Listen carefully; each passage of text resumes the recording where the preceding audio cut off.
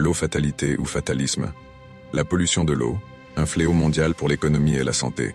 Un rapport choc et très détaillé de la Banque mondiale souligne que la détérioration de la qualité de l'eau potable touche l'économie et la santé des populations de tous les pays, qu'ils soient riches ou pauvres.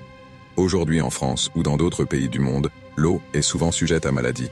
Dans plusieurs régions du monde, l'eau contient de l'arsenic. Cet élément y est naturellement présent, mais l'utilisation à de grandes profondeurs fait augmenter sa concentration. Des experts mondiaux en dermatologie nous parlent de symptômes liés à la maladie de l'eau. Elle présente des lésions cutanées, des taches noires sur les paumes des mains et les plantes des pieds. Ces marques sont les premiers signes d'une contamination à l'arsenic. Les ressources en eau sont en danger dans 25 pays à travers le monde. D'ici 2050, la situation devrait s'aggraver à un niveau mondial.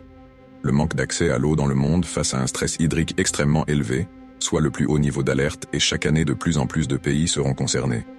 Un quart de l'humanité est déjà concerné.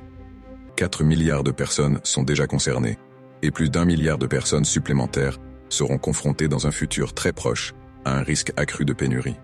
Au Moyen-Orient, le partage inégal d'une eau plus rare entre les populations plus nombreuses entraîne le confinement des populations. En Iran ou en Inde, les paysans et les citadins se battent pour le contrôle de l'eau en période de sécheresse. Sur le plan international, d'autres conflits comme le Yémen et l'Arabie Saoudite, la Syrie et l'Irak, l'Égypte et l'Éthiopie qui sont dans un point de non-retour, l'Ukraine et la Russie. D'ici 2040, le Canada, la Russie, les pays scandinaves, le Groenland, mais aussi la Grande Muraille verte d'Afrique et le Brésil utiliseront moins de 19% de leurs ressources en eau. Il n'y aura plus d'eau d'ici 2040 si les États, les pays, les populations continuent de faire ce que nous faisons aujourd'hui.